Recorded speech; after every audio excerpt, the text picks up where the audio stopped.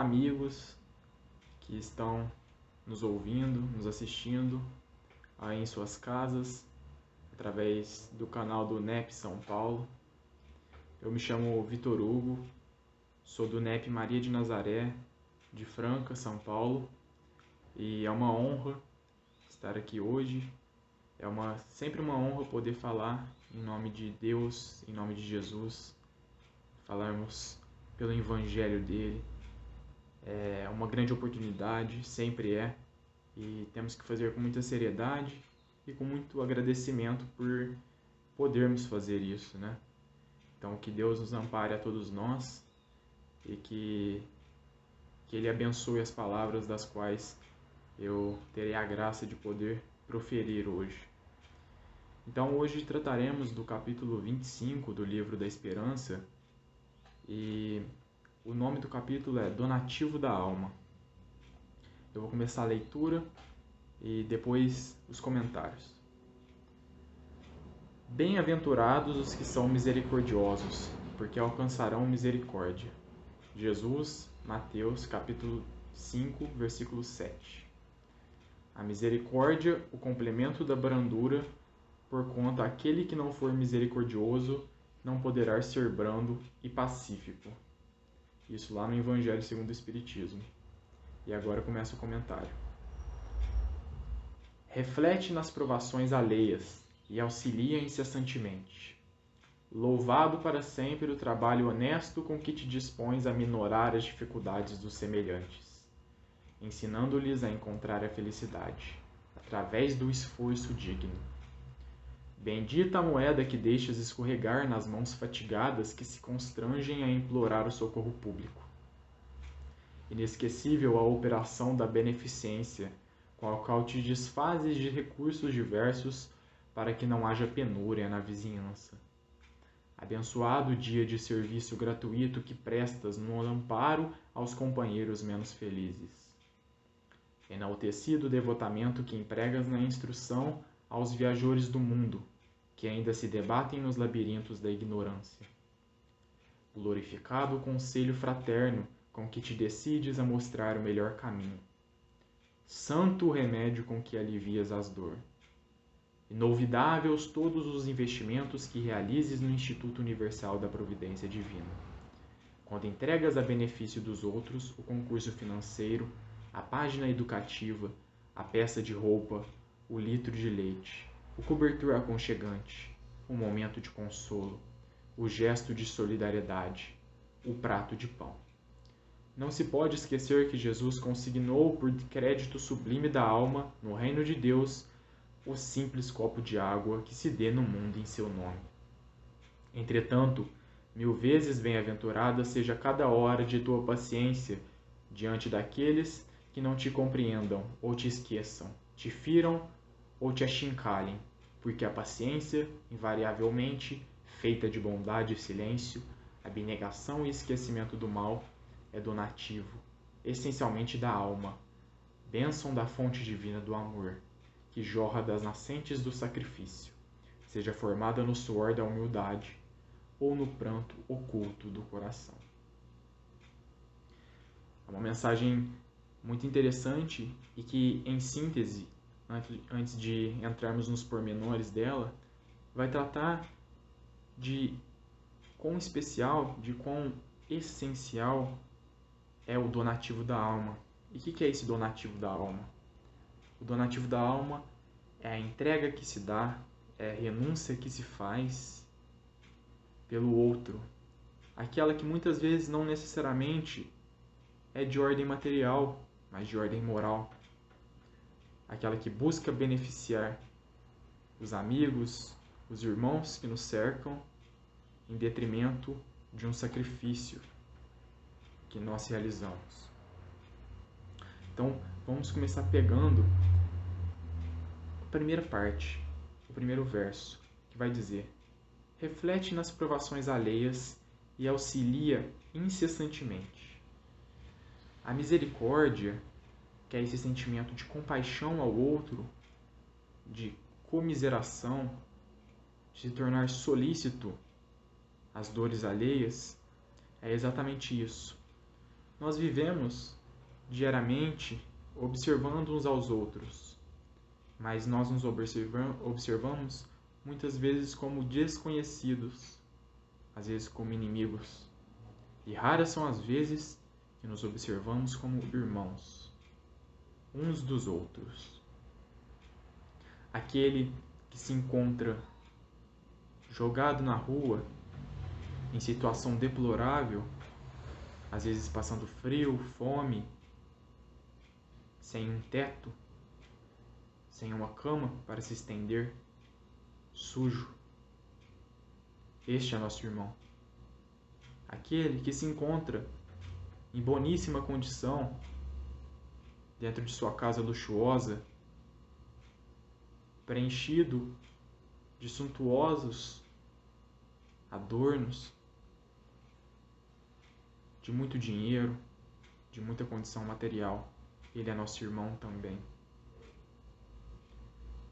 De todos os âmbitos, desde a periferia social até as classes mais altas, dos menos estudados aos mais eruditos, todos eles são nossos irmãos. E nós costumamos observar às vezes como adversários desconhecidos, com indiferença no olhar. Mas pensemos que, se fosse um irmão consanguíneo que estivesse em uma situação de emergência, de necessidade, nos compadeceríamos com muito mais fervor, com muito mais atitude. Movimentaríamos muito mais esforços na busca do auxílio daquele irmão. Mas, infelizmente, como não é dessa forma, porque muitas vezes são pessoas distantes de nós em relação material, nós as tratamos como desconhecidos, como pessoas que não merecem a nossa atenção. Mas Jesus vem nos ensinar, vem nos trazer de que é necessário que olhemos a todos estes como verdadeiros irmãos, que empreguemos esforços a estes como empregaríamos se fosse a uma mãe, a um filho nosso, a um irmão consanguíneo. Então, modifiquemos esse pensamento, vamos transferir, fazer essa ponte, essa transição que vai nos colocar lado a lado com todos esses seres, estimulando a empatia em nós, estimulando o esforço de auxiliar todo aquele que se encontra em condição de necessidade, tanto em âmbito moral, tanto em âmbito material. Porque, enquanto nós, que somos cristãos, entendemos o Evangelho, nós construímos o nosso barco de fortalecimento. Mas é importante que no leme esteja Jesus. E quando dentro de nosso barco, no leme, Jesus comanda, ninguém morre afogado ao nosso lado. Todos aqueles que estão em situação de naufrágio na vida são acolhidos no barco cristão, que é o discípulo do Evangelho, que é o baluarte que percebe essas dificuldades e percebe as ações que deve ter perante tudo isso. Continuemos. Louvado para sempre o trabalho honesto com que te dispões a minorar as dificuldades dos semelhantes, ensinando-lhes a encontrar a felicidade através do esforço digno. Então, através da vivência dedicada ao bem, na situação em que o outro está, estimulando em nós esses valores íntimos, semeando essas sementes de amor, que que vão fazer com que nós nos coloquemos como muito próximos a essas pessoas que precisam de ajuda. No livro Boa Nova, no capítulo 21, Humberto de Campos vai narrar Jesus dizendo a Simão Pedro que quando alguém passa por uma situação de dificuldade, quando alguém precisa de ajuda, é como se a pessoa se encontrasse em naufrágio, como se a pessoa estivesse se afogando. E quando nós apenas dizemos lindas palavras a essas pessoas que sofrem, é como se nós tentássemos deixar essas pessoas que estão em naufrágio seguras, estando na beira da praia, somente falando, somente gritando a elas, vai ficar tudo bem. Mas o cristão é aquele que sai da beira da praia. É o que faz a travessia em seu íntimo. É o que adentra dentro do mar da vida e vai até aquele náufrago. Que estende os braços a ele, que abre o coração, que o deixa seguro, porque mostra a ele Jesus. Que o acalma, porque mostra para ele o Evangelho. É aquele que sofre as dores e os padecimentos juntamente com o sofredor. Pois, enquanto do olho de um irmão sequer escorrerem lágrimas de sofrimento, nós não podemos nos manter ociosos. Devemos sempre estar em ação constante, de auxílio mútuo. Prosseguimos. Bendita a moeda que deixas escorregar nas mãos fatigadas que se constrangem a implorar o socorro público. Inesquecível a operação da beneficência, com a qual te desfazes de recursos diversos, para que não haja penúria na vizinhança. Abençoado o dia de serviço gratuito, que prestas no amparo aos companheiros menos felizes. Enaltecido o devotamento que empregas na instrução aos viajores do mundo, que ainda se debatem nos labirintos da ignorância. É muito interessante percebermos e encararmos a vida dessa maneira, de sentirmos que é como se fosse um labirinto. E nós que já sofremos algumas coisas, somos mestres e professores para aqueles que estão padecendo das mesmas dores que nós padecemos anteriormente. Então Kardec lá, em Obras Póstumas, vai escrever um capítulo que chama O Caminho da Vida. E ele vai falar que a vida é como se fosse uma floresta. E são várias florestas, fazendo relação aos mundos e à evolução dos mundos. E nós, quanto mais evoluímos, quando chegamos na situação até de espíritos perfeitos, somos guias em todas essas condições de evolução. Guias que guiarão aqueles irmãos que acabam de chegar nessa floresta densa e fechada, que desconhecem a melhor trilha, a trilha mais segura a se seguir. Então nós somos os guias que pegarão nas mãos e dirão a eles, sigam por aqui. E isso em todos os estágios da vida. Não precisa ser somente quando a gente chegar como Jesus, pois aqui, neste momento, somos professores dos que precisam de nós. Sempre.